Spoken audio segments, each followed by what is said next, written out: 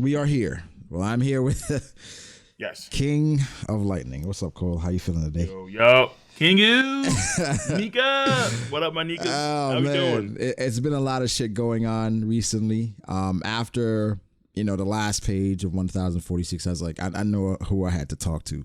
Yeah. About shit. Oh my god, dude. On. Oh, this man, Luffy. Wow. Okay. Wow. Let me just ask you, because we've had, I guess, a string of chapters that I think overall people have been kind of like, on. I think it's been mostly positive, right? But I've seen a lot of apprehension on just, I guess, Gear 5. Yeah.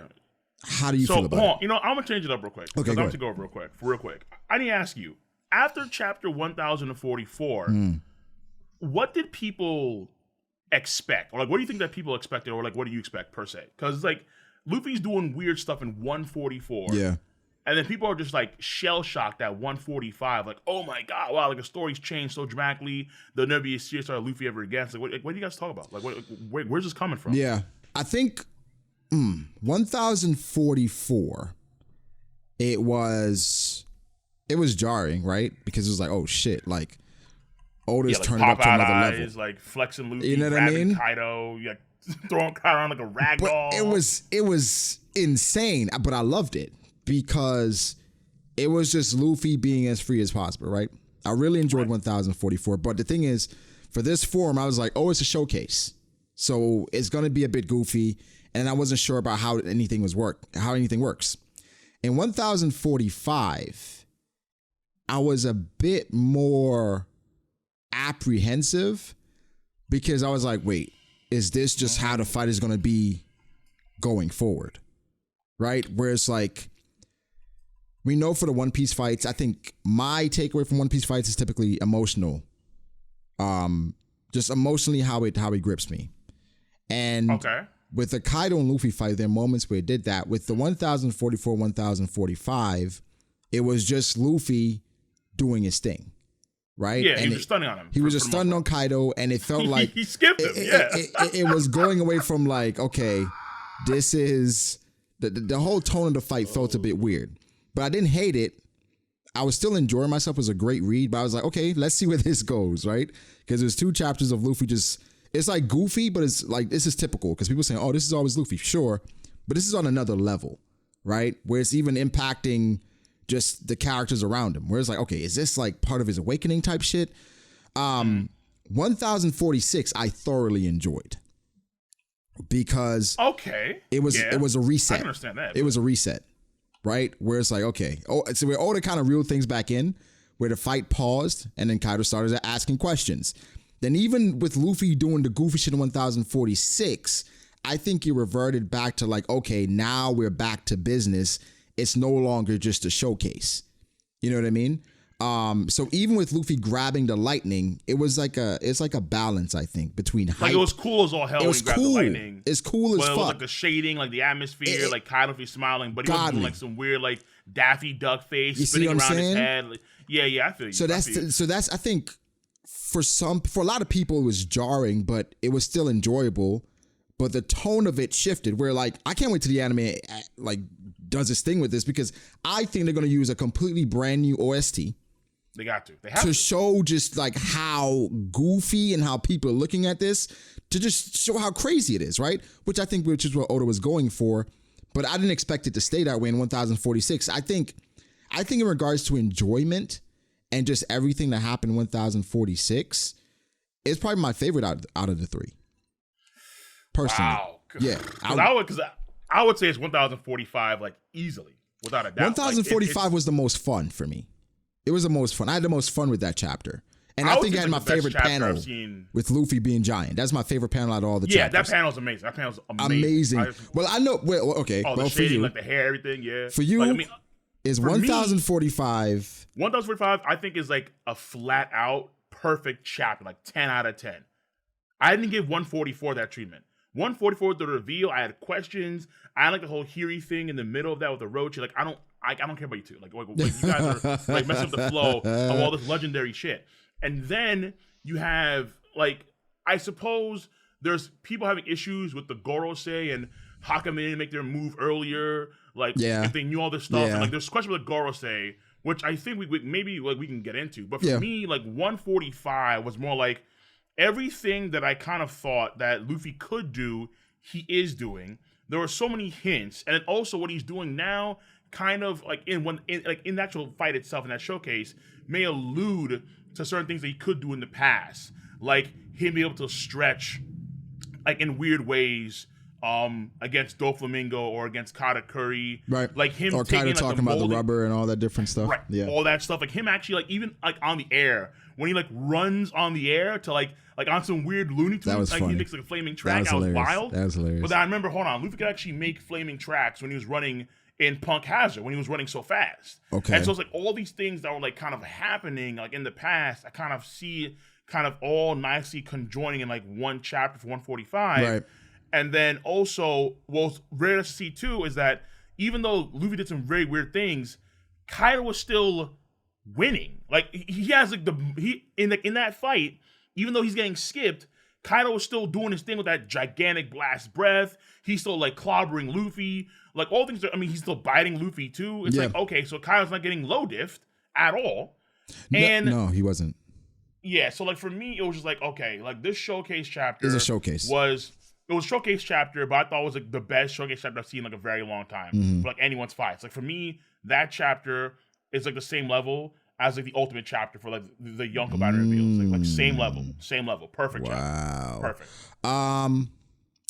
I would say 1044 was probably the most shocking. But wait. This video is sponsored by Tokyo Treat and Sakurako. It is a Japanese snack box opening, but we have two boxes, Tokyo Treat and Sakurako. So what's the difference? Well, Tokyo Treat, that's a Japanese snack subscription box, and you get up to 20 of the latest, most exclusive seasoned Japanese snacks. And these snacks are available in Japan for only a limited time. For Sakurako, you receive 20 of the traditional artisan Japanese snacks. So these snacks from Sakurako are basically passing down Japanese traditions and culture more so. And they've been passed down for over 100 years. So Tokyo Treats, the latest one, Sakurako, a traditional cultural Japanese thing. So we're gonna open both boxes today. Here we go. Sakurako right here, Tokyo Treat right here. We're gonna have a good time with this one. So without further ado, we're gonna start with Tokyo Treat today. Beautiful, beautiful, bright. Look at this. It is dope, especially as anime fans, right? Because it talks about something that we like and we hate Golden Week, right? Because the chapter's on break, but it breaks all this stuff down, man. But then it's the booklet just telling you exactly what's in the box. So we're gonna go through this stuff. This is interesting. Kit Kat, banana caramel, banana caramel. Here we go. This is crazy. Okay. Come on, man. Talk to me, baby. Kit Kat, you know how Kit Kat tastes like, but that's a unique taste. I've never had something like this before. This is pretty damn good. Holy crap. Next, we have a soda, right? It's called Calpis Soda. It's one of Japan's most popular drink makers, and it's cream soda. Pop it open.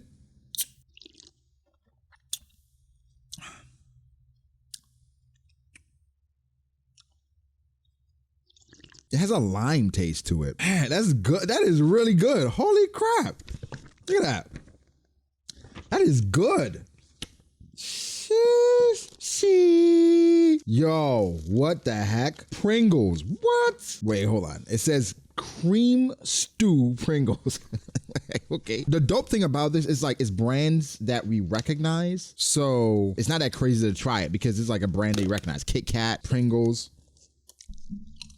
It tastes like Pringles, like a unique flavor. Almost like the original, like a unique tinge. I can't even explain it. It's good though. To have all this, like, oh, let me tell you guys what this is. This is the Japanese mini monster gummies. Hey, it looks great, right?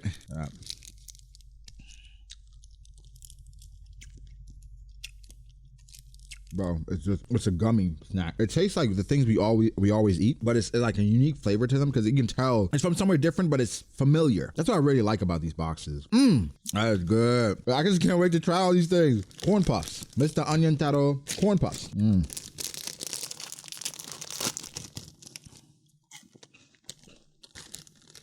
Tastes like Funyuns. Tastes just like Funyuns. Funyuns, but better because Funyuns sometimes is annoying to eat because it's like how they're shaped. It's just Funyuns, but just in ball form. I mean, we love Funyuns. Tokyo Treat, amazing. Literally amazing. This, amazing. All right, now Sakurako. Yo, I love these boxes so much. You have no idea. Okay, so Sakurako, it even has chopsticks. So this shows you they're going for the more traditional type. Again, Sakurako, the difference they're trying to pass down is more Japanese culture. It's more traditional, authentic Japanese style, right? So with Tokyo Treat is a bit different. It's latest, it's fun, it's it's hip.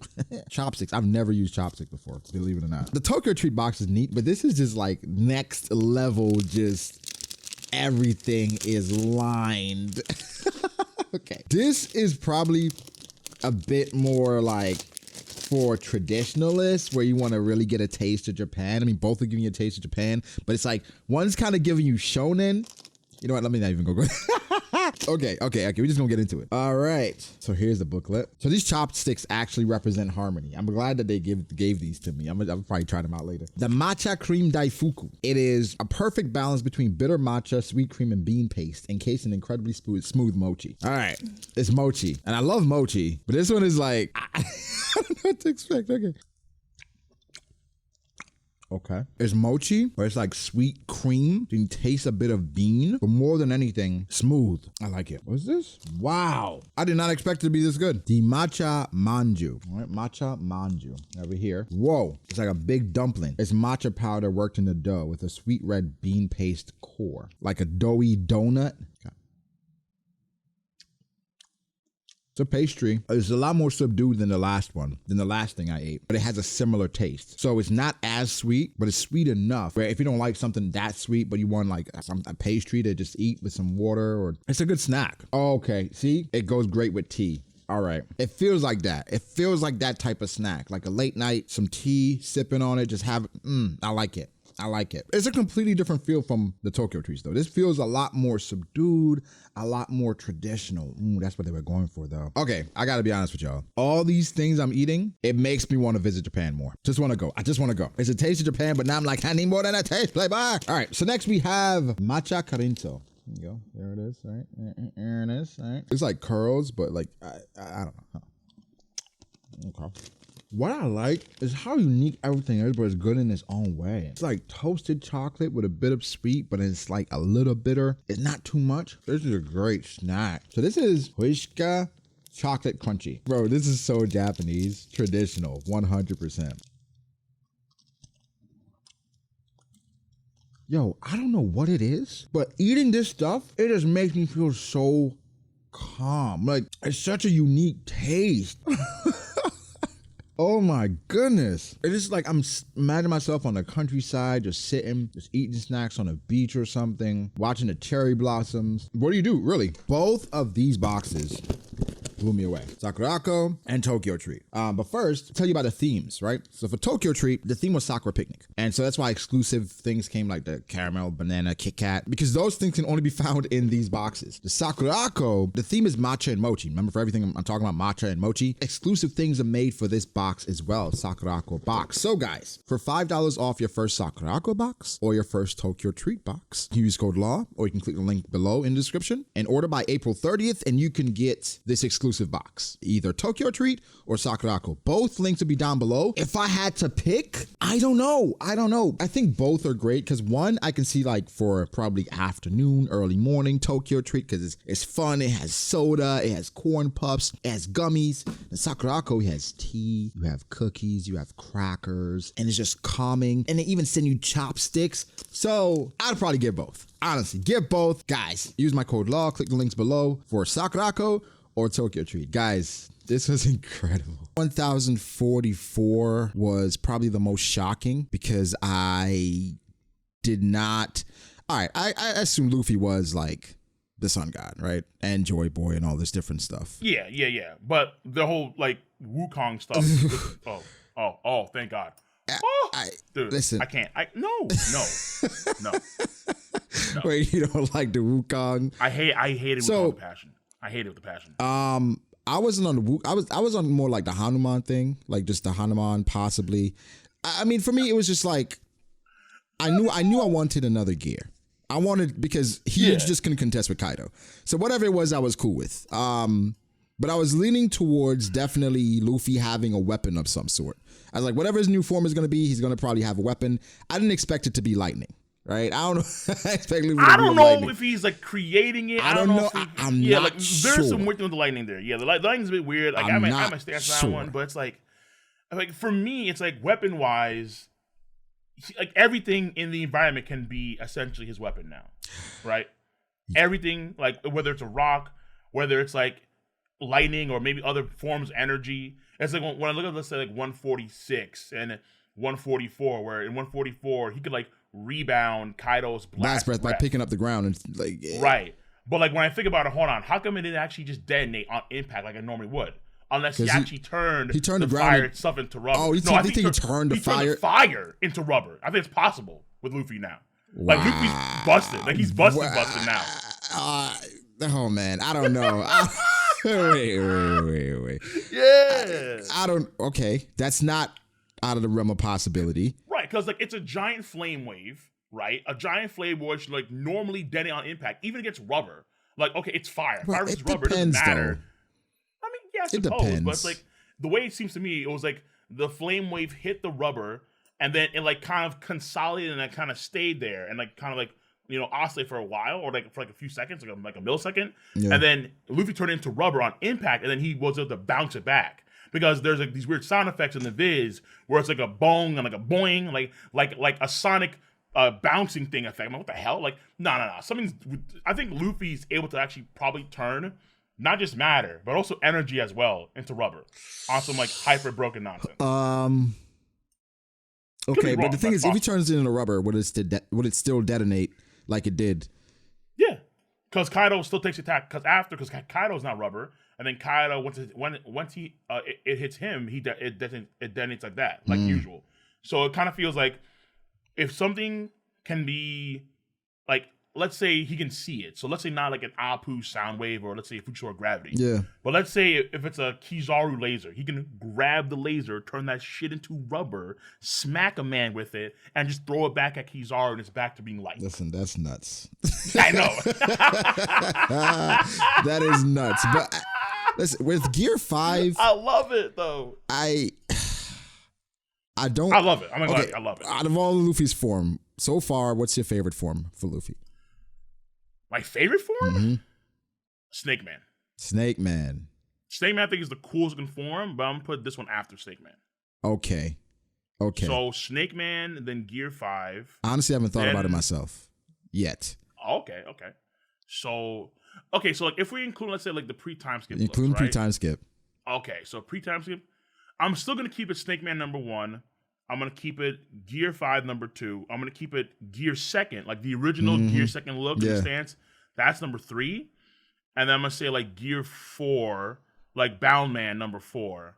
And then I guess Tank Man. Then gets Tank Man, and then that'd be it, right? And his base form. I mean, base is base. Yeah. I'm leaning between Snake Man and Gear 2nd. Just because Gear 2nd is so special to me. But I mean, that's when everything changes. Like, that's when Luffy's like, wait a minute, like this is a whole different series now. You know what I mean? Like that's completely different. But I think Snake Man is Snake Man my favorite? It looks cool as hell. I think Gear 2nd is my favorite. I think Gear 2nd is my favorite. Then Snake Man, then Gear 5, then Bound Man, then Tank Man. I think that's how I'm looking at it. But I still have to see how Gear 5 actually, how everything works. You know what I mean? Because it's still a lot of shit. The all-white design? Yeah, I mean, even the design is pretty close to base. You know what I'm saying? It's not. He's not as changed as he is in Gear 4th. True, you know but it's kind of like like Gear 2 is close to base, but he just has steam, right? This time he has like the actual change of the hair. His clothes change color too. Like I know most folks have it to where like his pants, his shirt, his hair, is white. The smoke ring on it's all white, but then like his sash on his waist is like purple. How do you feel about that? Clothes changing colors too. It's a weird thing, but I think like because we've seen all these weird Zoans like do stuff like that, or like either other characters like all their clothes kind of changes, or like they're like matches their size, or that kind of stuff. So like for example, like I mean it's not clothes, but like for like Kaido when he transforms into like dragon form. Yeah. Where does this club go? He goes in his ass. I know. Hey, chill. But that's like, well, remember we always with Mogura? Was it Mogura Katakuri's weapon? Yeah, kind of the most speed, yo. Where does it go? It's like in his body. It's like, yo, like he has a mochi container in his own body. I don't know. It's weird. It's weird. But nah, oh man. I think this past like string of chapters has been, like you said, the only thing I can compare it to in regards to just the reaction around the community is like Ultimate, probably like those like the 956 and 957. Like unbelievable. Yeah, like it was like I think 1044, 45. 1044 was nuts. Trending. Yeah, people were just going crazy. People came in waves, like, oh my god. Yeah. Like cats that were like outside. One Piece was talking about One Piece too. Right. And like compared to what happened here with other show, that kind of stuff. So especially Naruto, like, oh my god, Naruto. Yeah. But I mean, listen, last chapter with Luffy's comment, like, no, like I'm Luffy, like stop. I'm like, oh, come on. It is Oda somewhat talking to the fan base or talking to the people that felt like he would be different, because that's something I was like, with Joy Boy and Zunisha here, and Joy Boy was like, okay, what is going on here, right? Yes. And it's clear that it's just through the devil fruit. But Zunisha, even in some of the things it said, it was like, maybe we should trust in this boy, which is kind of clearing up that Zunisha itself distinguishes that Luffy's different from actually Joy Boy. Joy Boy, yeah, like like it's not some weird like Yu Hakusho, like Mazaku, like this is Rise to Convert. No, like this is like something entirely different. Like this is just Luffy awakening. There were a lot of signs of this arc for awakening. You can argue ever since Dressrosa, like that was gonna be a thing with awakening. Like Luffy's had different things happening in this entire, I would say, post time skip. In the pre time skip, it's like maybe a little bit iffy there. If there are any, I think maybe Oda maybe not have the idea of Nika exactly in the pre time skip. But in the post, I think it was set in stone. Boom. You think he was always going to make Luffy's devil fruit the Nika fruit? Yeah, I think from the post time skip, from the very beginning when it started, I think he knew what he was going to do exactly. Have you seen the backlash about the fruit, though? How people feel that? Because people, a lot of people... I've seen the backlash, of course. They're upset at the fact that Luffy now has... Would you say this is a top 10 fruit? Top 5? So... This is probably like a crazy as all hell fruit. But Luffy, we can see now that he's still trying to learn how to use his fruit, like in full capacity. But he essentially works as a paramecia, but like a little bit better. It's weird. It's weird because he has the awakening of a paramecia, but then he's transforming like a Zoan. Yeah. So he has but his transformation isn't like sharp fangs and teeth. No, it's just flaming hair and a ring. So to me, it seems more or less, and also like these weird fire things that he has too. That sash thing, yeah. Yeah. So it feels like, okay, he's transforming, but his transformation is more of a stylistic change. But that kind of indicates that, okay, he has a lot more durability, a lot more stamina than like their usual paramecia. But also he can control. So he's doing like what Katakuri can do and what Dofi can do, but also what Law and what Kid can do. Like he's combining the best of Paramecia's abilities all into one for him. Like just how Katakuri can kind of do all the Logia stuff a bit better than other Logias because he was a special Paramecia. I was thinking for like devil fruits, what if like there aren't actual classifications for them like the world government thought? No. Here's the thing. With the devil fruits and how they're working, like we're seeing more devil fruits operate in ways where it's like, okay, what the hell is going on?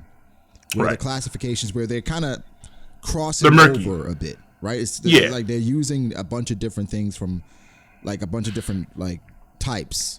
So for even for Law and like him being able to copy Kodazone's fruit, it's like what if for NL's fruit I was thinking, right? Yeah. Where it's like the Rumble? Yeah. Where what if to like another like I guess not the world government, but another society, maybe people on the moon, right? Where they classify the devil fruit as something else.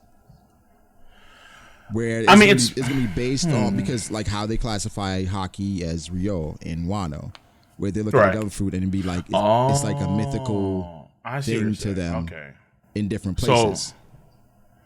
So I see what you're saying, but I don't necessarily think so, because like that would imply I think it would imply things like, okay, well, like ancient Chinese dragons or like Eastern dragons that can like actually grab the cloud and stuff like that. Yeah, like they existed back then. Like phoenixes actually existed in the world back then, which I don't necessarily think that was the case per se. Like I think that maybe the category was different, but I think for the most part it's been consistent with a few outliers where there's some dub fruit categories. Yeah. That are a little bit unique, or some powers that are unique that kind of cross over a bit. So Luffy crosses over a lot. Katakuri crosses over a lot. Yeah. Tamago too, right? Mm-hmm. Tamago is an egg. Yes. Most Zoans can't transform. Most Zoans have to transform into like be like their actual Zoan abilities. Tamago, he's always an egg for some reason, but then he has to transform like an actual Zoan in order to be like, I think it's called Vice Count Chick and then Count Chicken. Right, yeah. So, I think even Karasu, he can become like multiple crows. He can become a crow, like, multiple crows. So he's a Zoan that works kind of like a Logia. It's like, how does that work? Right, right. So there are different. So Blackbeard too. He's a Logia that works like counter paramecia. Right. Like he can't be intangible. Right. So like there are various things where like there's a crossover, mix and match here, which I'm cool with because it's like that's already been established like long ago. By that some devil fruits are going to be weird. Exactly. So Luffy's not the first one of this like ilk, like not even close. That's why I'm kind of cool with that. Okay, so like, and then also when it comes to his abilities, it's not like he has some crazy like I can control like space and time, or he's like doing crazy Toon Force like Pegasus stuff. Like I'm gonna bend the actual manga panels. I'm gonna punch Kaido through like 4 different panels. Like, well, no, he's not doing that. No, that'd be too much. Oh yeah, of course. Yeah, no doubt. I do agree that Luffy is absolutely busted at this point. I don't know. I mean, Blackbeard is probably the only person that could, contest. All right. You know what? No, I'm a system crazy. I think that still in a 1-on-1 fight, clean, full health, Kaido wins. I think Kaido and Big Mom and Shanks win. I think every Yonko, clean health, 1-on-1. But do you think he beats Admirals? Yeah. Look, Admirals are nasty. Don't get me wrong, but like, let's be real here. Like, Admirals, the agenda never stops. So you think he right now? Because there's more evidence. You think right now Luffy can beat Akainu? I think there's a very good chance he could be Kaino. Like, it's tough. The reason why it's tough for me is because, listen, okay, here's the reason why. Okay, the reason why is because it's not even a Kainu, it's Dragon. So for me, yeah, it's Dragon. So for me, I kind of have a hard time putting Luffy over his own father, even though we never seen him fight. It's kind of weird for me. Like, like normally the main characters wouldn't necessarily be stronger than his own dads. No, right? When is that? That doesn't happen typically. I mean, you can argue like in Dragon Ball. Yeah, you can argue Naruto, like Dragon Ball, of course, but that's like the whole different thing. When did Naruto surpass? So like Minato was like off the rip when he came back compared to Naruto, like he was a bum. Because Naruto already had like QB stage mode stuff going on. He already had like the crazy Rasengan stuff. But when he came back, wasn't it kind of nerfed because he was a reanimation? He was kind of nerfed, I think. But then I think Orochimaru's reanimation was different than the one that they had for like Kabuto. I think they had different. I think Orochimaru was at like a better quality one. And then also Naruto, Minato got a buff. He got the freaking other half of the Nine Tails inside of him. Yeah. But like ultimately with Luffy, that's the only problem here where it's like, okay, like Luffy is so powerful right now where like he could be stronger than his own dad, even though we haven't seen his dad fight. That's the tough part. Yeah. Because again, with Luffy fight, like right now, if I had to make a top 30, I'm probably putting Kaido at 1. I just think he's incredible. Like, he is, but I mean, the man has his own top 5. I respect it. I like Kaido's insane, but I think with Luffy, it's hard. I can't think of a way you can really beat him regularly. Like, no, other than Yonko and Admirals, I don't see, maybe Dragon. I can't see other people really contesting with him. No regular captains. A lot of stake in the Admirals, bro. Like, the Admirals are getting, like, some of these guys are getting washed. Like, it is what it is. God. None of the Admirals. Okay, maybe wash is a strong term. Like, maybe wash is a strong term. Oh, my God. Very strong word. Maybe. But it's like, look, the Admirals, I think, are being saved for the other members. So like in the future, we're gonna have a Zoro versus an Admiral, Sanji versus an Admiral. We're gonna have maybe Jinbei, maybe even a Yamato. I mean, Yamato, people think that she's already stronger right now than Fujitora or Green Bull or even Kizaru. Right now, folks have her that high. Now, maybe that's a bit far, but in the future, I think it's kind of possible. Like, yeah, these Admirals are kind of, because that, I think, was kind of established when we saw what happened in Marineford, where it's like, you can see guys like Marco fight against a Kizaru and be relatively fine without any weird hiccups until there was a heart attack, obviously. Or, okay, we're literally in the Holy Land, Admiral headquarters, well, you know what I mean, and then you have two Admirals versus Sabo and a few good men, and we have Admirals wounded. Okay, all right. That to me, like, I'm not saying that the Admirals are weak, but Luffy just too strong. That's it. It's not their fault. Yeah, I don't think Luffy beats. I think you could beat it. Maybe Fuji. Maybe Fuji. Maybe. Yeah. This dude was so confident against Fujitora and Dressrosa when he was weak. He was not confident. He was not confident. That was Luffy knowing he's the main character. No. That's he knew he had a plot arc. Yeah, he knew he did. Where was that from Big Mom in Udon when he was running? What do you mean? Like a coward. But he did the same thing with Big Mom when he went back to punch her. Nah, he ran. When he went back to punch her in Dressrosa? Okay, but hold on now. He was in Gear 4. She snuffed him. Not a big deal. Man's in Gear 3 against Fuji. Fuji's getting pushed back. Like, oh my God, what? Bro, we talked about this before. Kaido got pushed back in Gear 3. I don't want to hear this. Wait, whoa. No damage. No damage. Wait, you think Fuji took damage? Fuji had to block it. That's the difference here. Kaido was drunk and just ate the attack. Oh my God. I'm just saying there's a difference here. Wait. Listen. Okay. Listen.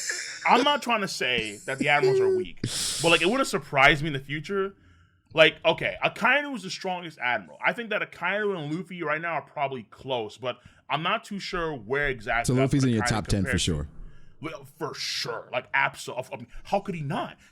Grant, to be fair, Kaido's fighting against. He's taking more damage, I'd argue. I've seen you take shots at Mihawk, too, on Twitter. Mihawk is nasty, but I don't think Luffy's stronger than Mihawk right now. I think there's a chance he's absolutely stronger than Mihawk. Yes.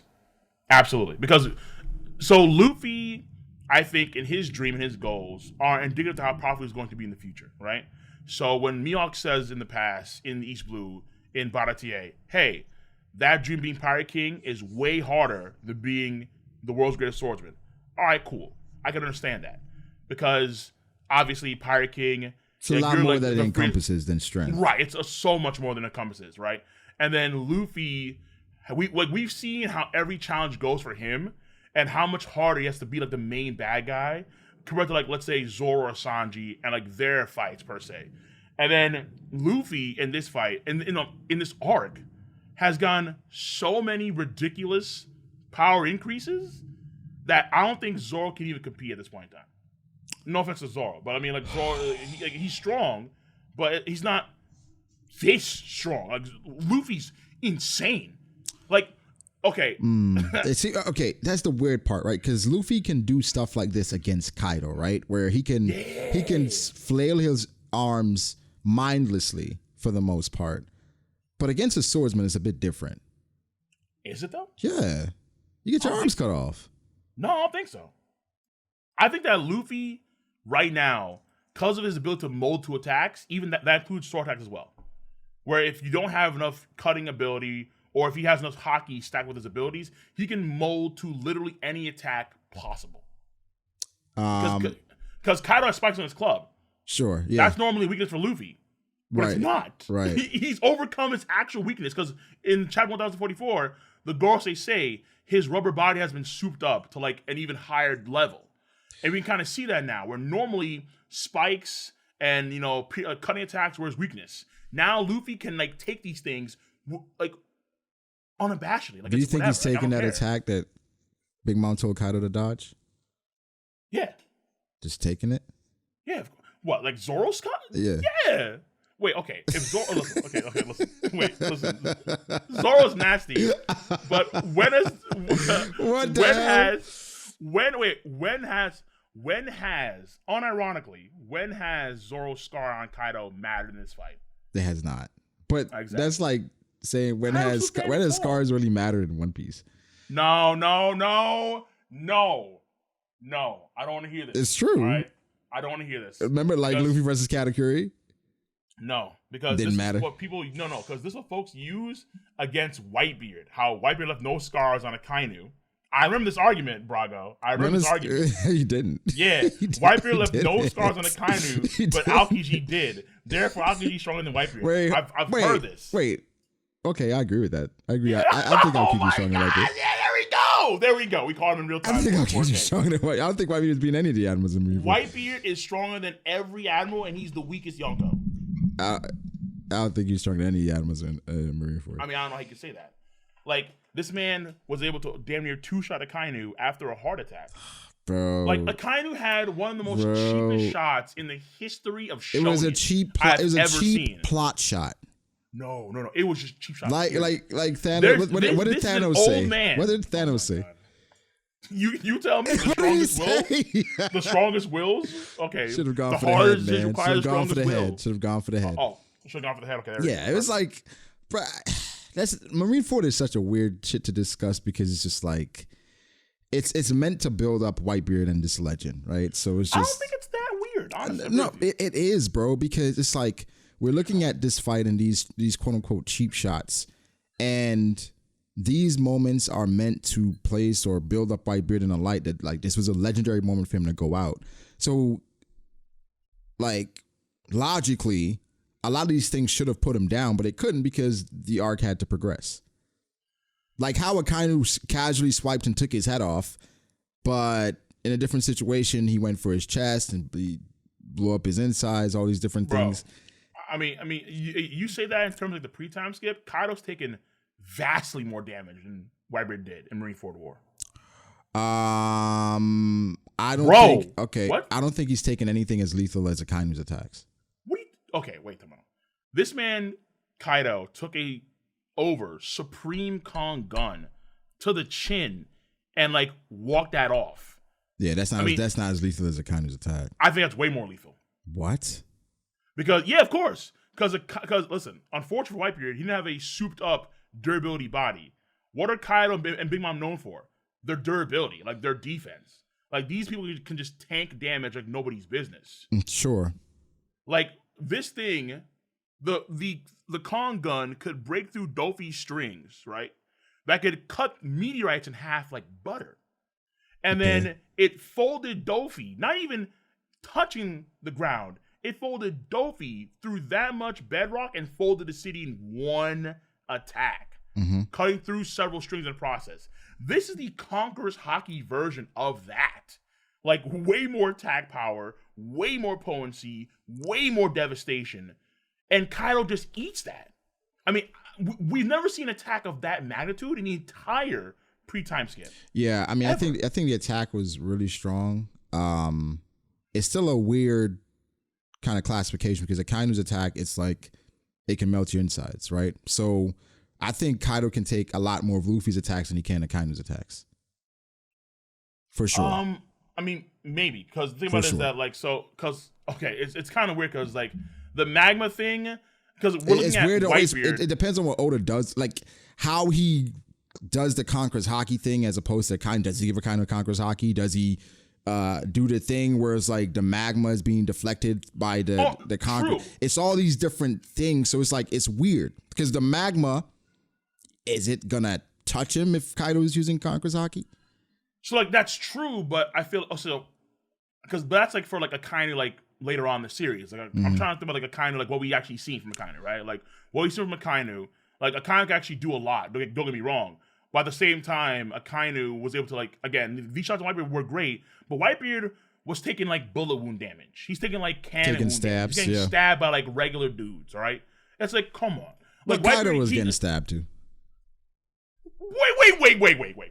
Come on. No. He was. By like Rio Haki. Like Supreme Haki. Yeah. Rio. Once Kiku Oden's stabbed Haki. Kaido, I was like, yeah. Okay. Kiku has more attack power than some random marine dude. Yeah, she has more. Kiku does have more attack power. Wait, she? attack power than some You random. say she, sir? Yeah, Kiku's a woman. Now I'm playing. Okay. This ain't a Yamato thing. Hey, yeah, I'm not going down the. Let's not aberrant preach. Shots to those guys. I respect Kiku because Kiku, her heart is of a woman, so I'm always gonna call. Fair Kiku. enough. You know what? Yamato, she's an amazing woman. That's a different thing. I've been seeing a lot more people call Izo she. Izo's a he, which is weird because he doesn't. No, he doesn't do like define as that. No, he just wears lipstick and shit. But Kiku does, right? Exactly, yeah. But either way, though, yeah. So Kiku was impressive in terms of like Kiku could actually utilize this Rio Haki based stuff, the Oden Haki. So I think that means that it's the Rio Haki that can do internal damage. You know what's what right, like Kiku? She had that. This Kaido stuff and this entire fight with Luffy. What it's told me about One Piece is that literally anything could happen in fights, right? Which is like was always the case, but you never know what a matchup is going to bring you. Like, oh yeah, I mean, like, in this arc in particular, kind of, you never know what a matchup is going to bring. So, for Big Mom and her souls, right? Yeah, and how it seems to be, where like she got to a point where she's like pulling from her own like life force. You know what I mean? Yeah, where it's like, say Big Mom is fighting a Kainu, she's turning magma into homies, etc., etc. You know, it's like it does indicate that she has a limit, right? But before it seemed like she was limitless, right? It does indicate that.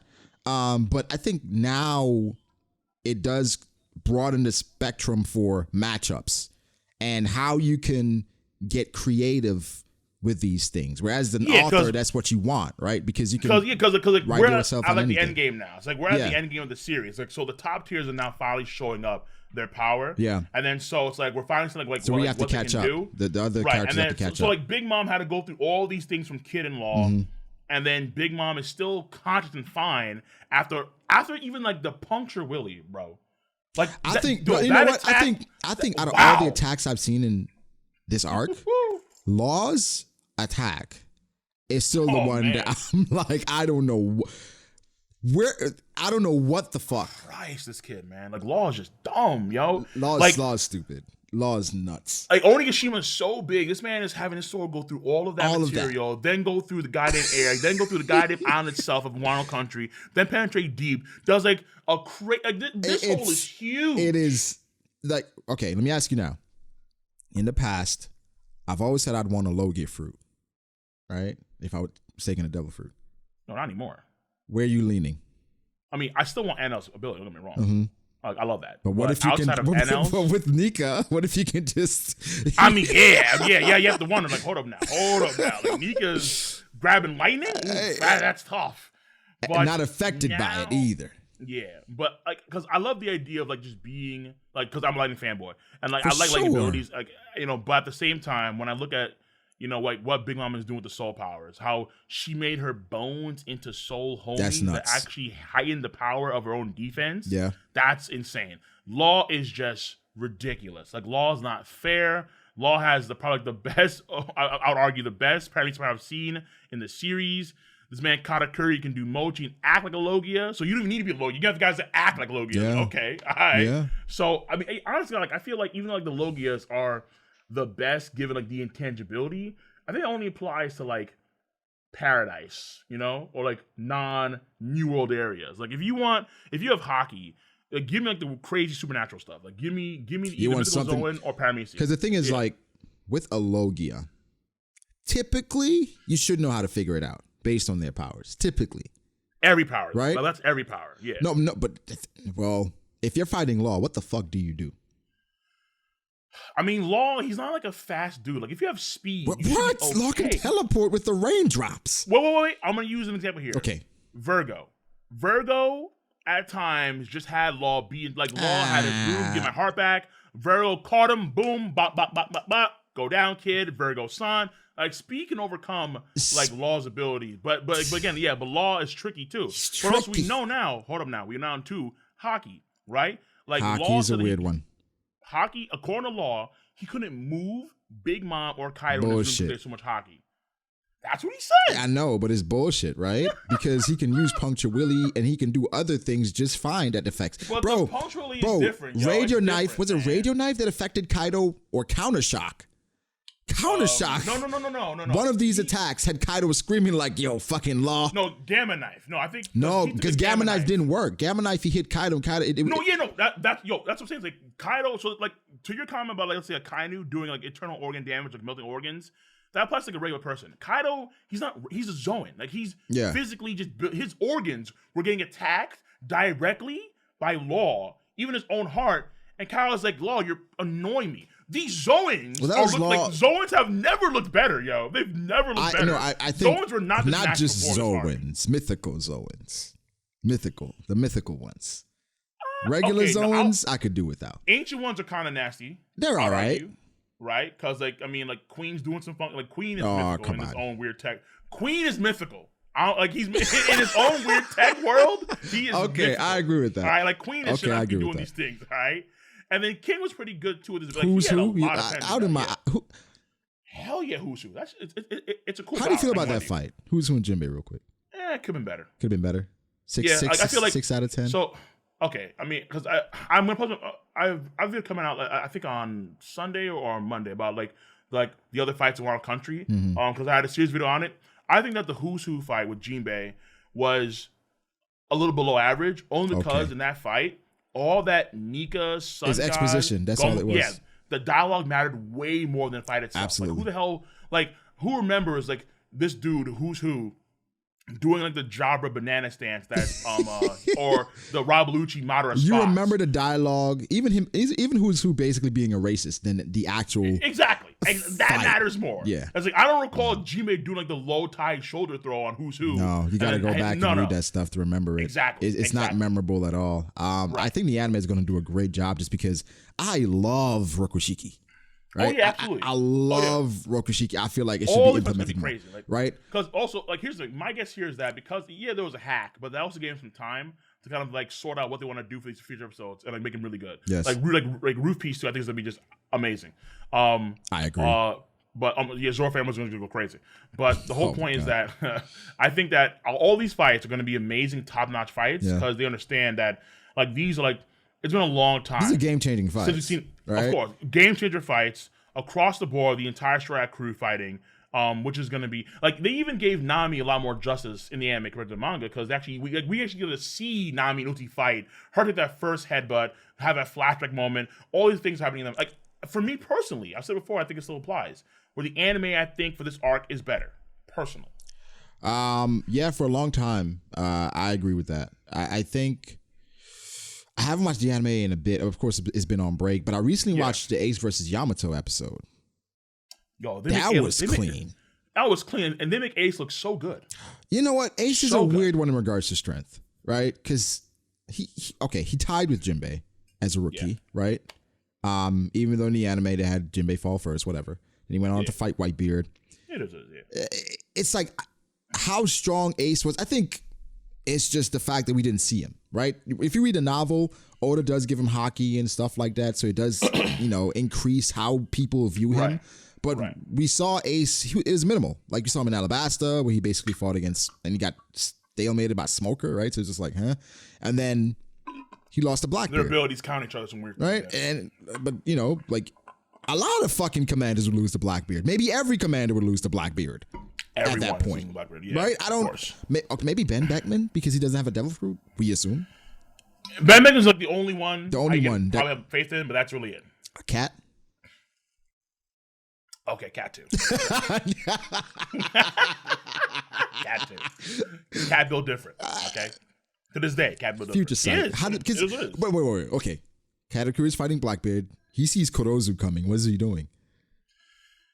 So he sees it coming, but well in advance, which means that Katakuri can just go either shut down his arms by, let's say, turn the ground to Mochi underneath him and like either cutting off that flow, change his arm direction so it doesn't actually attack him per se, or he merged into the ground because he did before, like he goes into the ground itself as Mochi and just dodges that.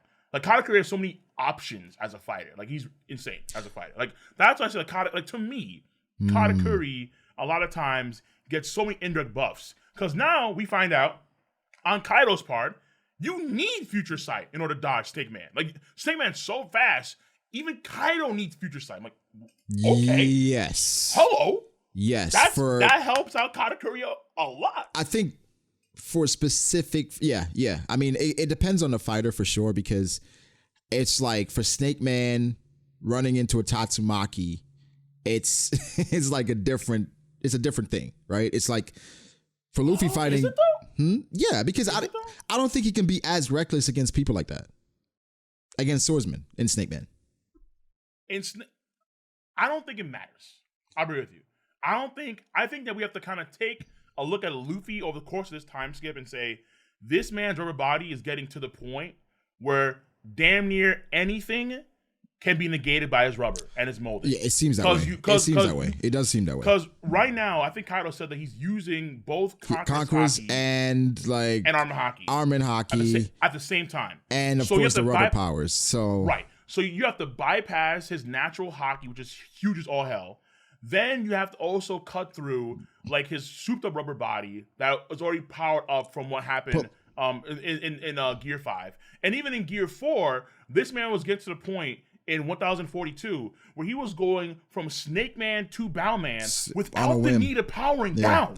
That in of itself to me was shocking. I'm like, there's no way. I mean, like, this dude, like, no. Like, it's kind of foreshadowing or just kind of telling you what events of what was to come because of how Luffy's morphing between all these different things. The Awakening in Gear 5 for a very long time in this arc, like in of itself, this arc. Yeah. So, but I mean, cutting attacks are impressive.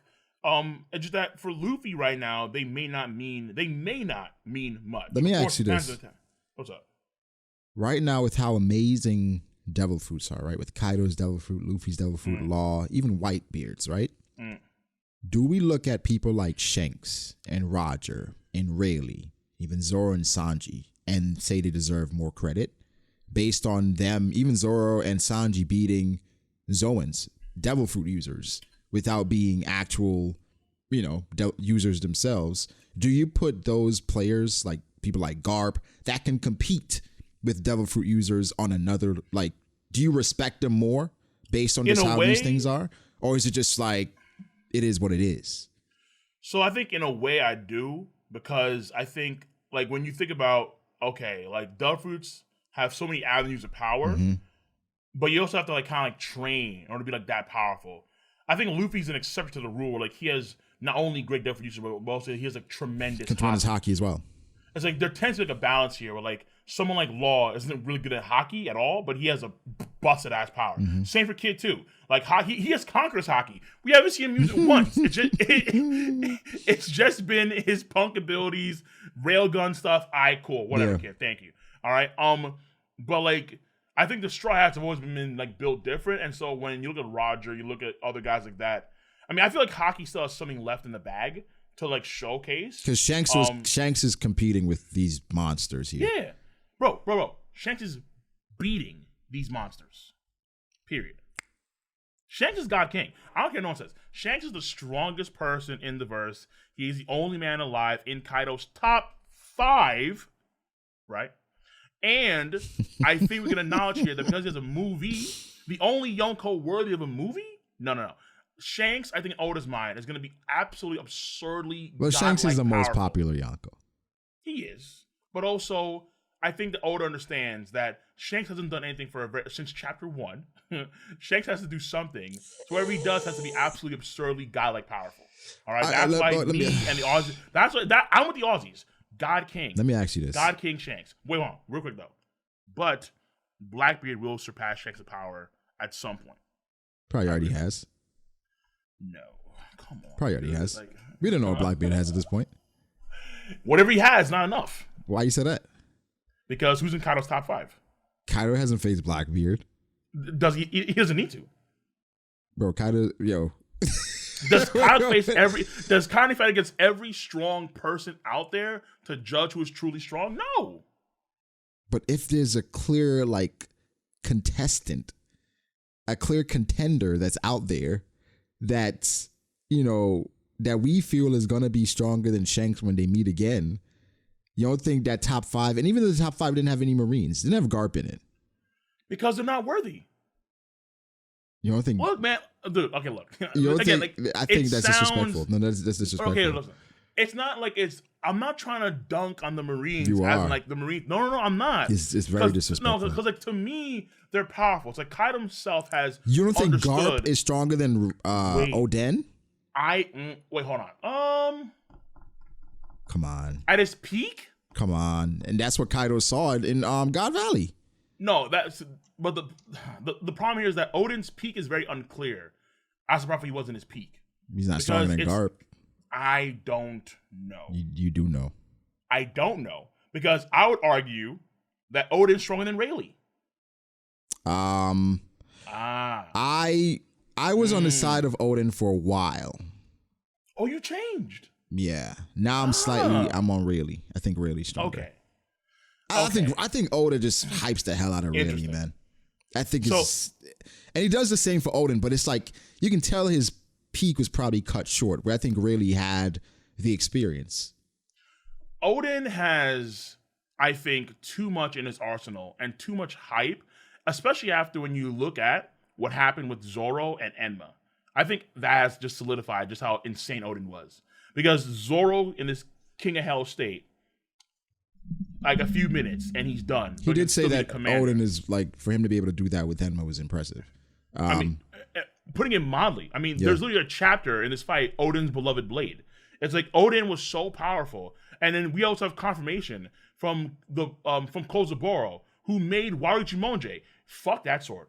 Enma is the greatest sword I have ever created. From the black to himself. And Oden didn't give he didn't care whatsoever. This man was just coasting. He was coming through everything. So for me, it's like Oden is powerful. And we know that at the end of his life, he was several times more powerful after his journey. So I'm like, okay, fine. Okay. Oden is probably, like at this point in time, until I see more evidence of it, even though he had no black blade, he's probably stronger than Mihawk. That's what probably Oh Oden. My God. Stronger than Mihawk, stronger than Garp. So you're talking about all time? All time. Like Oden is probably like in my all time, like under Kaido or like under Big Mom. Under Kaido, under Big Mom, under Shanks? Yeah, of course. Okay, so I guess I cut off for you. Okay, is he over the Admirals? Shanks is the strongest guy right now on the planet. Is Oden over the Admirals? His peak? Yeah. Akainu. That one's a tough one. Aokiji. Yes. Why do you do that? Because I put Akainu over Aokiji. Right, so, but the margin is so slim. You had to think about Akainu, but you didn't think about Aokiji. Yeah, because for me, my thing about I made an argument like years ago about Aokiji being actually stronger than Akainu. You did say that years ago. I remember that. Right, given the environment. Yeah, because it was given the environment.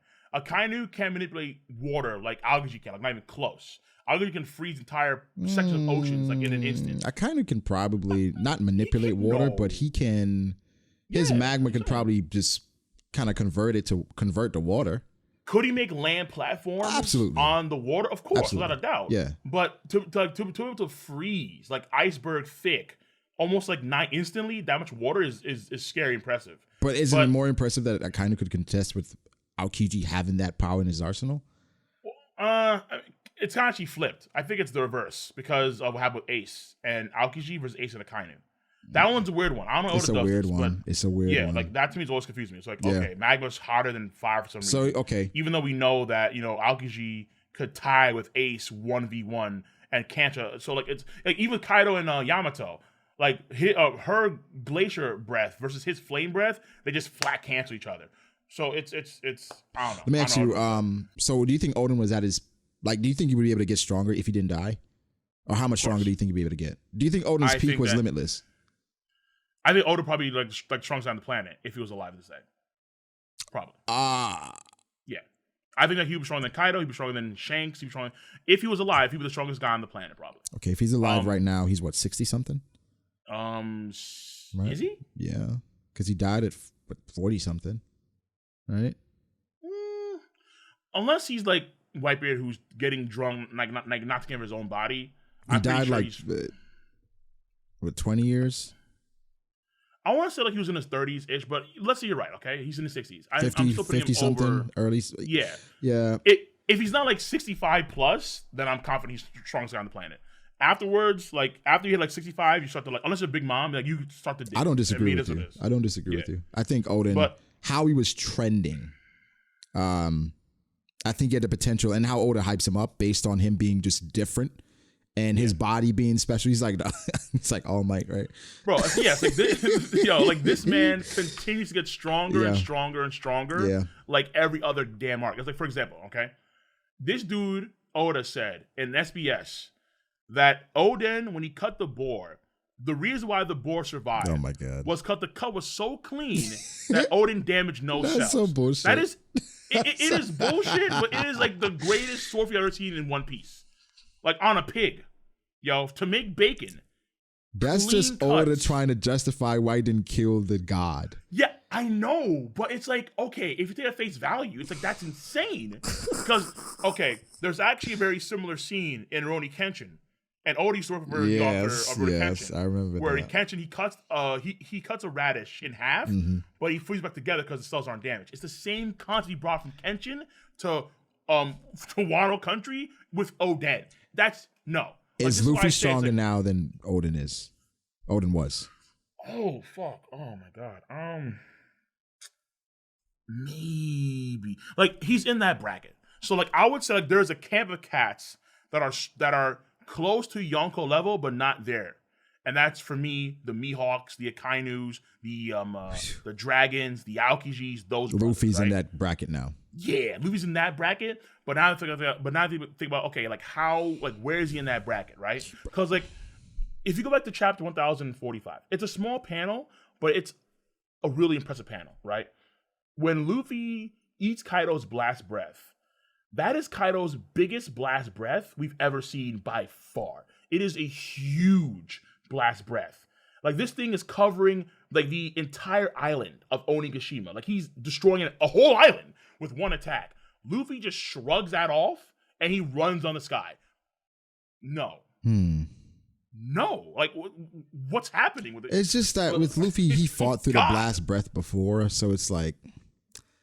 There's an idea here that maybe because it's the sun god, he can kind of nerf fire, maybe. It's weird. It's weird with that one. It's weird. I do agree with you that Oden is, how he's hyped up. He's one of the more impressive characters in One Piece history, like for sure. But I think Rayleigh is also. I think Rayleigh's good. He's also one of those. Okay, does Rayleigh have Conqueror's Haki infusion? Yes, I believe so. Does it have to the same extent as a modern day Luffy right now in his prime? Right, as Luffy right now? Yeah, so like a prime Rayleigh, does his Conqueror's Haki infusion like split the sky in half? Ooh. That's a tough one. Because Oden wasn't even there. Right. But Yamato isn't even there either. Right. Nor Zoro. Yeah, I don't think Rayleigh is there. No, I don't think he's splitting the sky. No.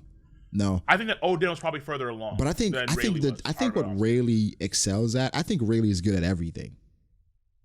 You know what I mean? I think he's the ultimate jack of all trades. He's the balanced character where I think off of experience alone, Prime Rayleigh is probably still stronger than Luffy right now. No. I mean, okay. I'm going to say no, but let me throw some caveats, all right? Okay. Because I think that when Oda showed us the scene of Whitebeard and Roger clashing with gaps. Yes. And then how there was like, in the manga, it's like that effect of the rays of like darkness kind of shining through the shadows on like the trees. Like it looks very eerie, but it looks very, very cool too. Yeah. Kaido and Luffy do the exact same thing. Several times in this arc. Yes. Several times in the arc. So for me, you think that's Oda just saying Luffy has surpassed the levels of Oden and Rayleigh? I think more in regards so to Conqueror's Haki, at least. But we know that's not the only thing to a fight. No, but at the same time, it's like, so I think that was Oda kind of telling us that the old top tiers are not that far ahead from the new top tiers, meaning Shanks, Kaido, Big Mom, Blackbeard now can fight against Roger, Whitebeards in their prime. It's crazy. I don't think a lot of, based off of just how I see people talk about Whitebeard and Roger, I don't think a lot of people believe that. I mean, because there's been such a mystique around these guys. I mean, fair enough. I believe that. Yeah. I mean, like, so like for me, it's like I think it's like a tough fight, But I think that Kaido can bring a prime gold. Kaido now can bring a prime Goldie Roger into like an extreme difficulty fight. Kaido honestly could be top 5 all time. I think he's. I think he is actually. I'd argue he could be top 5 all time. I mean, it's like when you get through the top 3, which is typically Roger. Well, hold on, top 4 I should say, because it's typically Rocks. People put Rocks at 1. Roger, Whitebeard, Garp. People throw Garp in there as well because he was contesting. I don't know why, but okay. Because he was fighting with Roger. Whatever. And then it's Garp. Why do you hate Garp, man? I don't hate Garp, but just the Garp. Listen, Garp is powerful. But, it's just the Garp. Okay. If I see Garp in the God Valley flashback and he's stacking Conqueror's Haki, if he has Conqueror's Haki, you know he has it. You don't know. You know he has it. No, okay. I'm not gonna jump the gun and give a man. What percentage? What percentage do you think that Garp has Conqueror's Haki? 65%. I'm saying it's a 95% chance. Okay, that Garp to contest with Roger, he has definitely the same type of Haki. Maybe because you don't necessarily need Conqueror's Haki to like contest with guys that powerful. Shit. Because we see with King the Wildfire and Zoro. Zoro's Conqueror's Haki, but King the Wildfire was Studley. He was Studley. You saw what happened to King, man. Yeah, but people are saying it's a technicality because like why did he use his fire form the entire time? I have no idea why. That's what I'm saying. I think. Yeah, I have no idea why. I think you said, the separation between people that can contest with these guys comes from either you have a broken devil fruit, right? Or you got to be able to match him with something. Like it was like when Oden ran up on Roger, right? And Roger was a Kamusari. He's like, wait, what the Divine Departure? Get out of here. What the hell was that? What the hell was that? But here, Oden could still bounce back and chase him down anyway. For sure, right? But then Whitebeard said, "Settle down. You're not ready for this." So like these guys are OD powerful, true. Yeah. And so like for me, Garp is powerful. Like he's in my top 10 of all time. Top 10, but not top 5. I think there's someone stronger than Garp at this point in time. But Garp, you think is the strongest Marine ever? I think he's the strongest Marine at his prime ever. Okay. Correct. Okay. I think he's the strongest Marine. But I think that the Marines are not, in the totality, as strong as the Yonko. Meaning that there's a reason why that long ago in, I think it was post NH Lobby, when these guys were talking about how, when Garp himself even said that the Yonko control the next half of the Grand Line, how we had to create the Shichibukai in order to try and balance out the power with us and the Yonko. So the Shichibukai has, as strong as they are, they were on the side of the Marines essentially to help balance out how powerful they are compared to just the Yonko. That's how powerful the Yonko were. But I think that's how powerful they are. I think a lot of people look at that, right? Not saying you're looking at it this way. I think a lot of people look at that and think it's like an individual versus individual thing. Where the thing about the warlords that the world government also used was their influence. You know what I mean? Yeah. And the fact, like, for Boy Hancock, she had a whole army of people. You know, so it's just like with the Yonko, like for when we saw with Whitebeard, you're not just fighting Whitebeard. You're fighting damn near half the One Piece versus that rock with Whitebeard. Wait, okay. See, now I'm getting reckless. You know what I'm saying? You're fighting half the world that rock with Whitebeard. So now you need to balance it out a little bit. Oh my God! You see what I'm saying? Talking about, dude. So that's all it is. That's all it is. This man has a few ships, and it's half the One Piece. That's all he has like a few ships. He has like 10 ships. A few ships. He had more than 10. He had way more than 10. He had like 100. He had like 1,000 ships. And it kind of took down like 900 of them himself. Brago, no, he did not. He's insane. He's insane. First of all, okay. Amazon literally didn't pull up with Boa Hancock. It was Boa Hancock by herself as her, like her snake, right?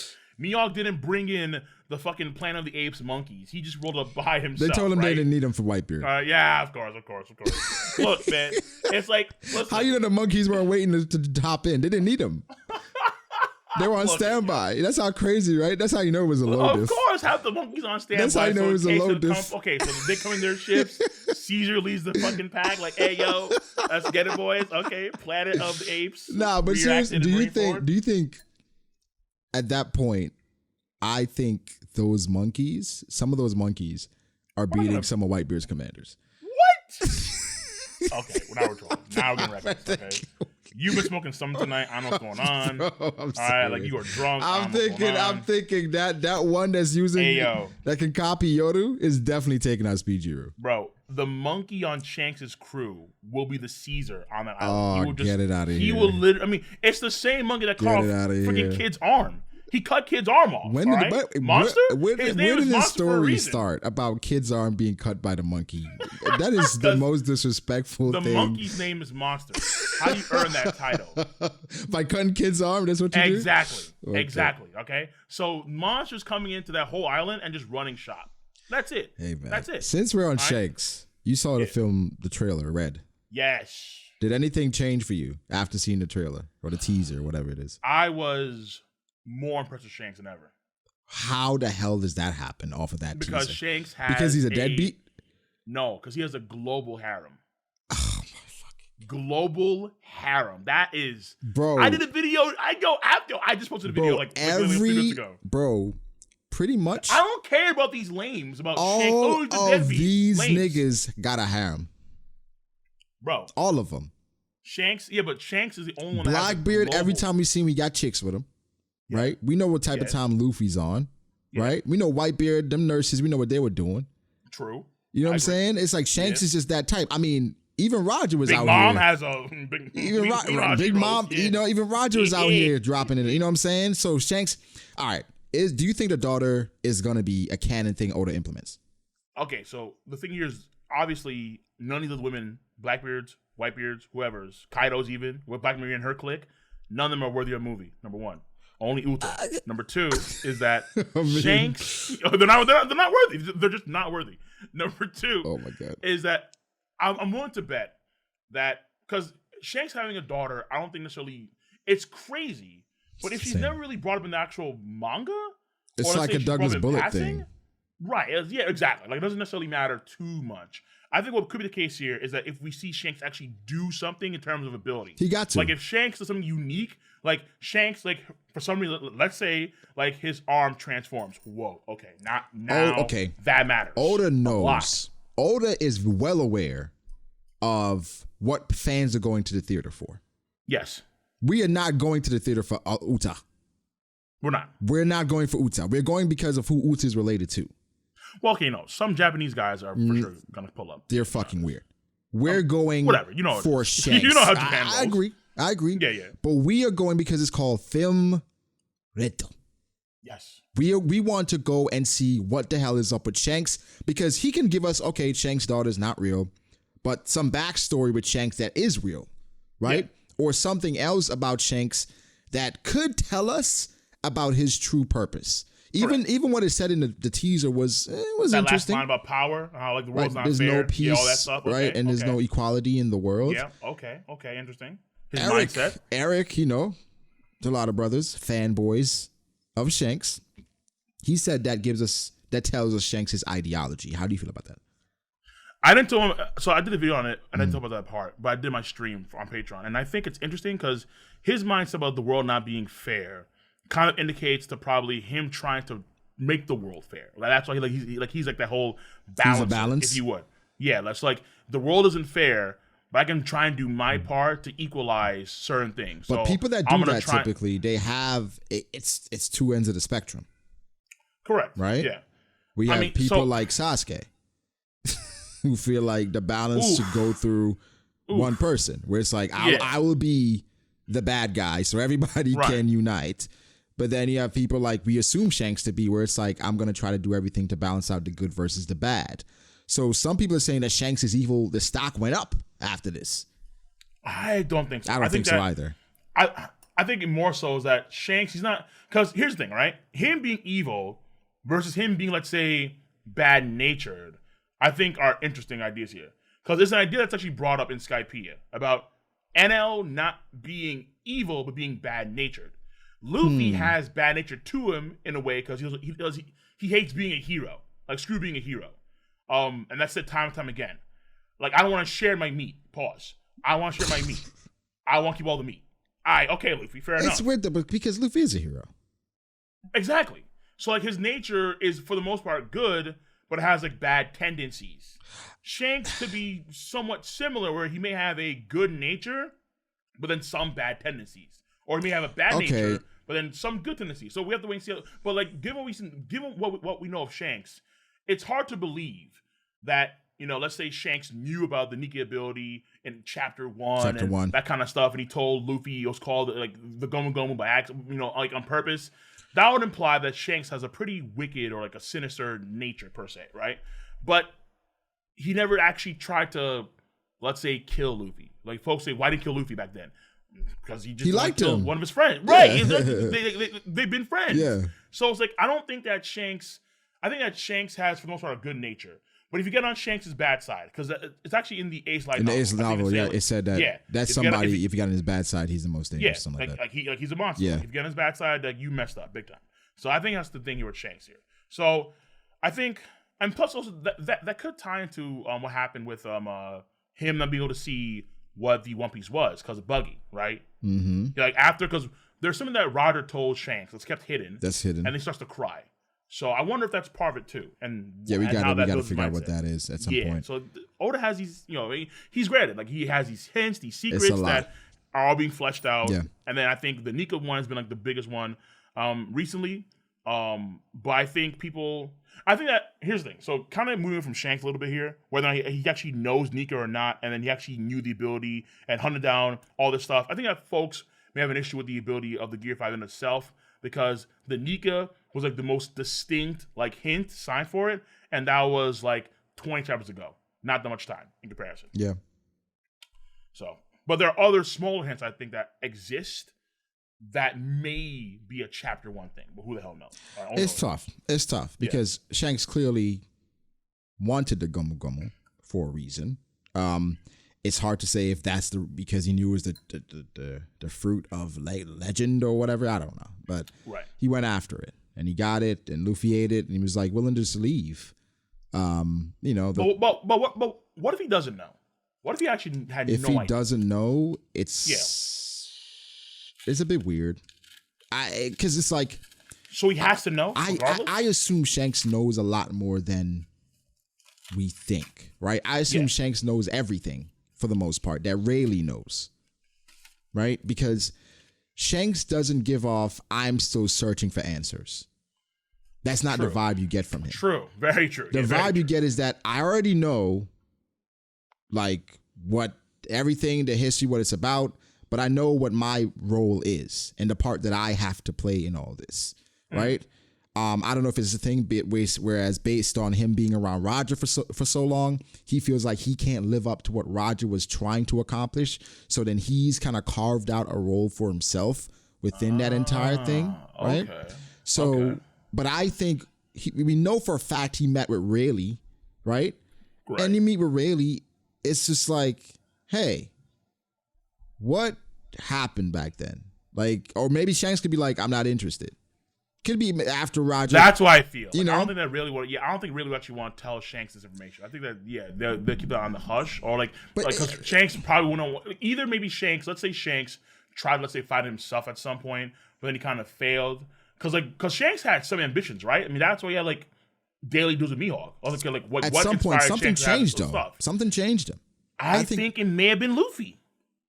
Luffy, but then after Luffy went on to become a Yonko. You're right. He did, but why? Because he may have felt like, okay, things are getting... So the crazy part here is that maybe Shanks becoming a Yonko was also because of Luffy. What do you mean? He claims that he made this grandiose bet. Yes. And he said it was that arm. His arm. He became a Yonko afterwards. Whether or not he knew the Devil Fruit was powerful or not, the reason why he tried to be a Yonko was so he could be the proper gauge and test for someone like Luffy in the future to make sure they're actually worthy of being Pirate King. Because he must know, at least I'm willing to bet that he knows about, the final war has to happen as a result of what happened, of whatever's on Laugh Tale. The final war has to be the one that has to happen afterwards, according to Whitebeard. Shanks probably knows this too. Absolutely knows the final war as a result of Laugh Tale. Therefore, I want to make sure that the person to actually get to Laugh Tale is someone that's going to be appropriate to lead the world or free the world from whatever's going on.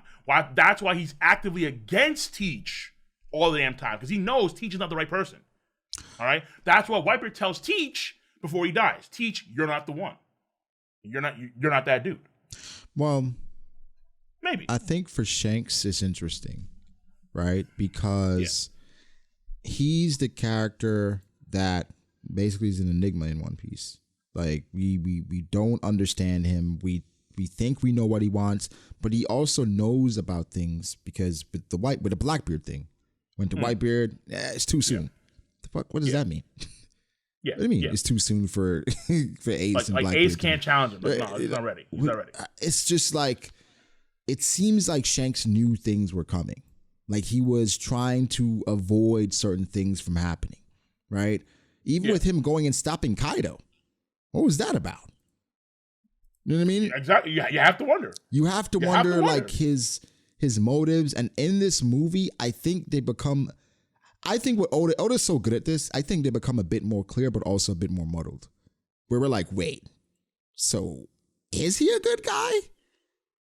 We're still going to be confused after this movie, but I think we're going to get something significant because this is something that Oda knows we've been waiting for. And you make a movie about Shanks, I remember I was reacting to it. I was like, we're not going to get a lot of Shanks in this movie. But then I thought about it and I was like, we're going to get probably a good 15 to 20 minutes of just Shanks in this movie.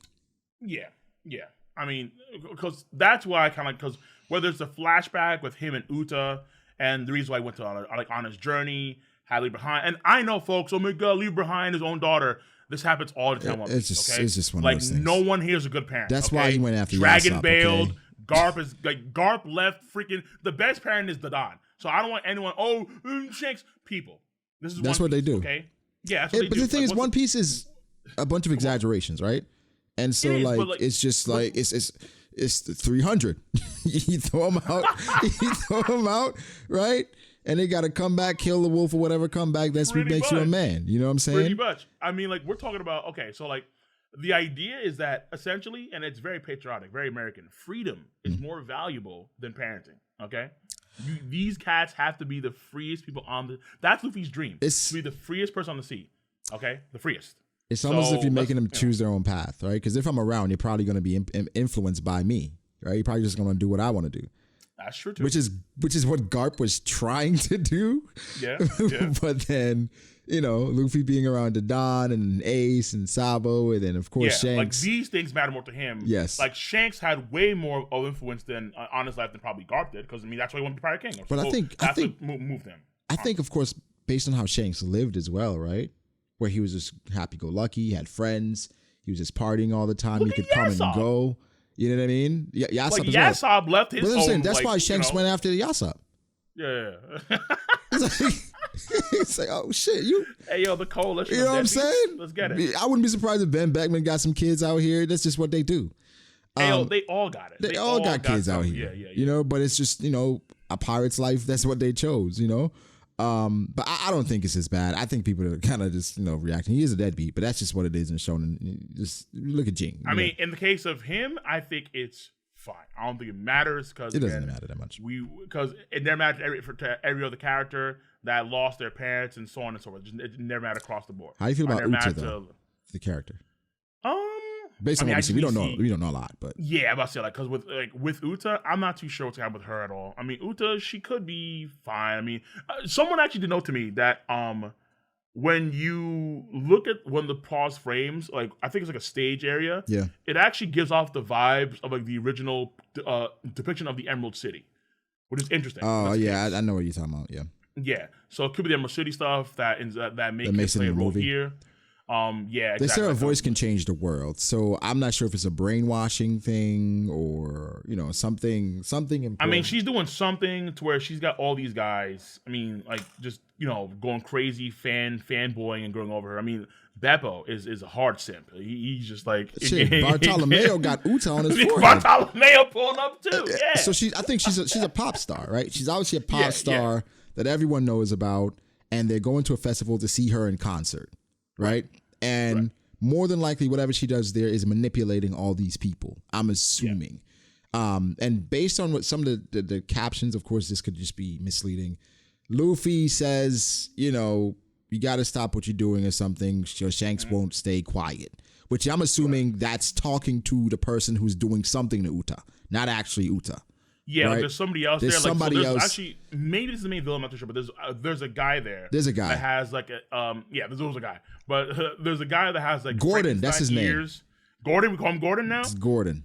I think he's like Fukurokuju's cousin. Yeah, exactly. Right. Like he has that elongated head. Yeah, yes. yeah. So I'm thinking, okay, maybe this guy is like the main bad guy, scientist dude, and so on and so forth. You know the energy he gives off. What was the guy that could that was Thanos' right hand? You know what I'm talking him? that could, the telekinetic guy?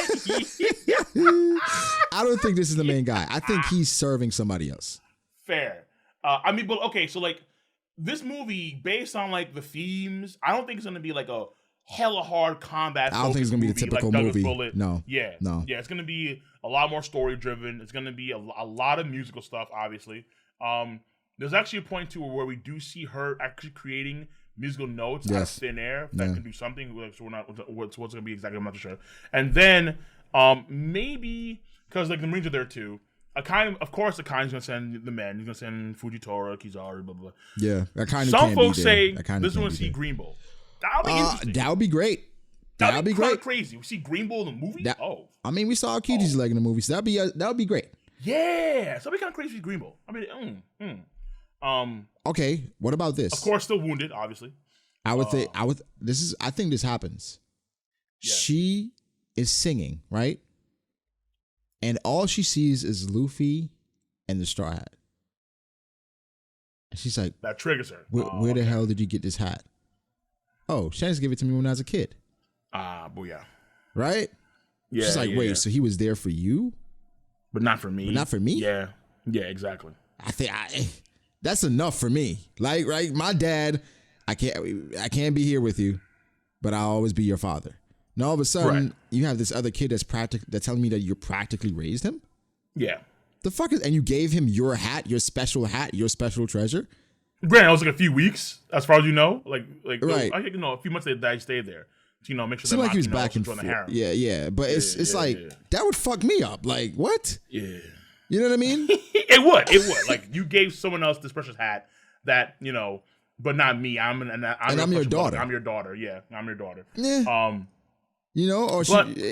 mean, of course, it's going to be a bunch of different twists, but I would say this teaser didn't do much for me. I'm not gonna lie. I think the best One Piece movie, in my opinion, is Film Z. I think they did a great job of somewhat making you feel like it was a canon story, right? Like, Film Z was really good. I think Zephyr Sensei was amazing. Like, Oda has to make that canon, right? Where like that whole backstory about him basically creating this new era of Marine and that he was the guy behind all of it. It felt like it should be in the story. What he could do is have something like, let's say, the new Chichibu guy that cut off his arm is like Weevil or something. Yeah, a lot of the things that happen in the film, you could see it easily being written into the story. Yeah. In the other movies, it's like, No. Even how Zephyr went out. Bullet wouldn't necessarily. Bullet kind of works oddly. No, Bullet doesn't work because for Bullet, they say he was trying to challenge strong people, right? That's what he wanted to do. Right. Yeah. We got 4 Yonko out there, right? Go fight. I mean, he said after he was fused with all that weird stuff that he was ready for the Yonko stuff. I don't know. But that's the thing where it's like, okay, he wanted to challenge strong people, but I guess he felt like he wasn't strong enough for the Yonko. He was like, I'm not ready for them yet. Yeah. But, you know, no, the Admirals pulled up. He was fine with that. I kind of them didn't do anything. They didn't. Come on, they did not go there. The Admirals, you see, you're kind of. Kizaru pulled up. Fujitora pulled up. He's like, bring it, boys. But he was prepping. This is all prep for Yonko. Listen. There's more evidence. More evidence. That's BS. The Admirals never got involved. Hold up. Guilt to Zoro.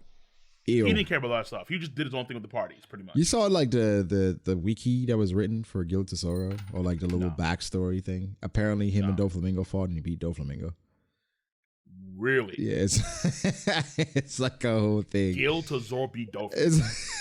It's like a weird thing. I was like, what? Dofi and him, they had dealings. Bottom 40 right now. They had dealings or something, but I mean, it's Giltasaur is trash in my opinion. I don't think he's that great. I mean, if he's trash, but he's beating Dofi, that means as a character, lot about Dofi. As a character, I started liking him towards the end of the movie in the flashback, but then that was like short as hell. It was like a small part of it. That movie is hell forgettable. I'm not gonna lie to you. Film Gold is not a good movie. Yeah, it's not a good movie. It's not a good movie. Film Z is really good. Strong World's pretty good too. Pretty good. It's pretty fun. Stampede is just fan service. Well, Stampede went downhill after Big Boom Mecha Mode. Yeah. I mean, I feel like, it was going like when he was taking out the supernova. Like pure raw skill, pure raw Haki. Like know your role. Yes. Like I'm going to go like 1v9. Like that's cool. Man. That was cool. No big deal. But then at first it was cool with the awakening, and then it just kind of stood there menacing, didn't really do much. And then the Boa moment woke me up again. That was cool. Oh, facts. Then it was like I'm kind of cool with it. Like I want to have high hopes for Film Red, but the only way this movie can satisfy me is if we have a lot of Shanks. Yeah, I agree. Like Shanks has to do something unique, because that's why I was kind of worried for a while now that we didn't actually get a lot of stuff about Shanks. We got a lot of like, here's the new girl Uta, here is all this stuff for like the costume designs for Luffy and the Straw Hats. They have 2 versions of their costumes because they're partying. Okay, fine. Where's all the Shanks stuff? And it's like 4 months away. Where's Shanks? And now finally, we got something. Yeah. The thing is, people say we're going to see Shanks in just flashbacks, but there is a design of Shanks in his current state that's going to be in the film, apparently. Good. So we should see some Shanks. So I know what's going to be. I got it. What's that? Perfect. Akainu pulls up. Shanks pulls up on the boat. One rowboat. Like, nigga, come on. Oh my god. Hey. So then Akainu says he can't go on the island because Shanks is there. My fault, big dog. All right, apologies, and we bounce. That's you it. really believe that? You really believe that? If that happens, I'm gonna hold this over your head for years. If that happens, I can see. Akainu's not that type of dude. You don't know what type of dude this dude. Akainu was swaying buckets. No one Shanks pull up like, no. He would have kept throwing hands. He would have kept. Like there is no way Oda would ever underpower Shanks at this point in time. It's not possible. I don't think he would do it. Akainu, I think you do something. Akainu's gonna be nasty, but that's what I'm saying. I don't think he would do anything. Like he's built up Akainu too much. Akainu gets a lot of wank. No doubt about that. But and he's gonna use a movie to undermine that? No way. Hold on. Because here's the thing, right? I think that number one, Oda has a new fanboy, or he's fangirling another character, which is Oden, because Oden's gotten a lot more sauce compared to Akainu. No way. As past like 5 years, he's gotten way more sauce. No way. Okay. No and then way. number 2 is that. Do you think Oden could find a One Piece in 1 year? Yeah. No way. Absolutely. No way. Absolutely. I mean, bro, no like way. not only is it in canon, but it's also in stories too. I mean, in SMC. And again, like, hold on, wait. And also, hold on, wait. Him finding the One Piece is like, yeah, if Akainu is Admiral level in the East Blue, like, of course. But he was Admiral level in the East Blue. Oh my god, he was not. He was okay. If he was like, if Akainu pulled up, literally as like, I'm Akainu, Mag Controller. Nobody's beating him in the East Blue. No, of course. Well, I mean, Don Krieg, if he had like all of his men, pull up at the same time, all fire F. If they all fire F5s. If there's an F5 tidal wave, I think Kaido's dying. Don Krieg with F5s. MH5, whatever it's called. Yeah, there we go. That's his name. MH5. If him and his boys all fire MH5s at Akainu, he's in trouble. Oh my god, that's hilarious. But outside of that, yeah, like if he pulled up, got considerably stronger over a crazy journey, of course he's gonna find the One Piece, like, no doubt. That is fucking hilarious. Listen, hey, I'm going to say this, though, right? I feel like one thing we have to kind of expect here when it comes to, like, this movie and then Shanks and then Uta and so on is that even with, let's say, Film Stampede and how there's an internal log post for Laugh Tale, and then that actually existed, but they destroyed that. I feel like, and then how we see kind of that mindset, maybe that's something that it was a thing here with the actual canon story. But I feel like there's going to be, if any canon material is going to be relevant here, it's going to be Shanks material for the most part. That's really it.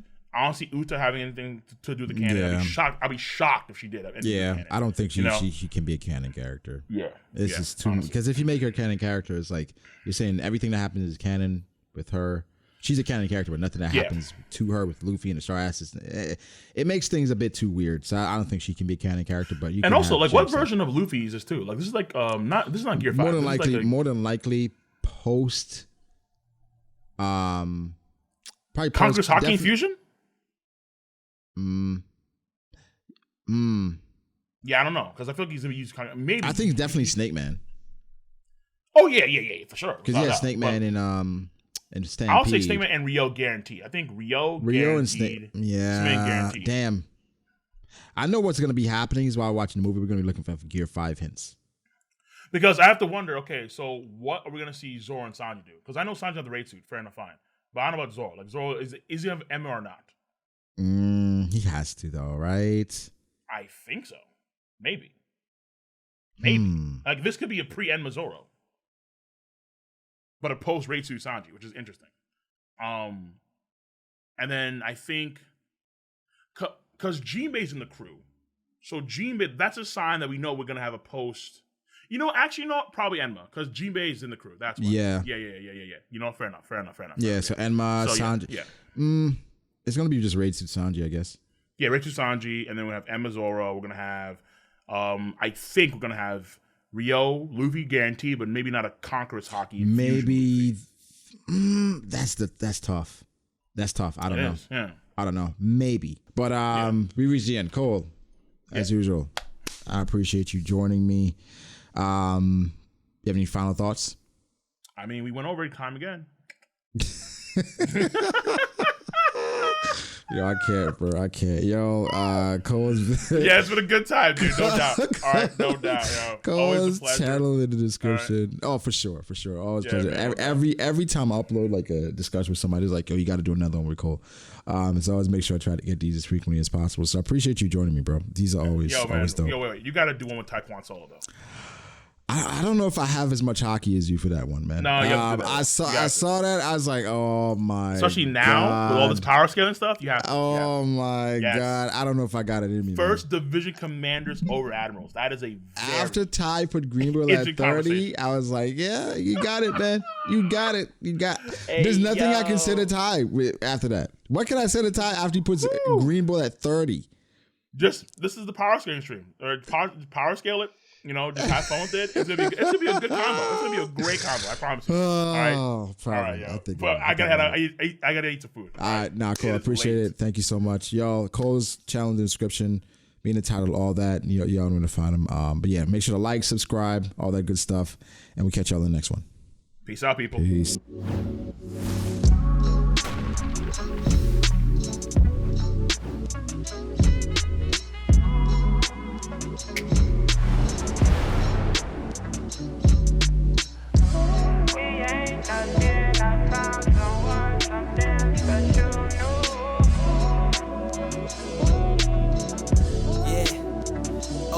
I start doubting me, I felt lost.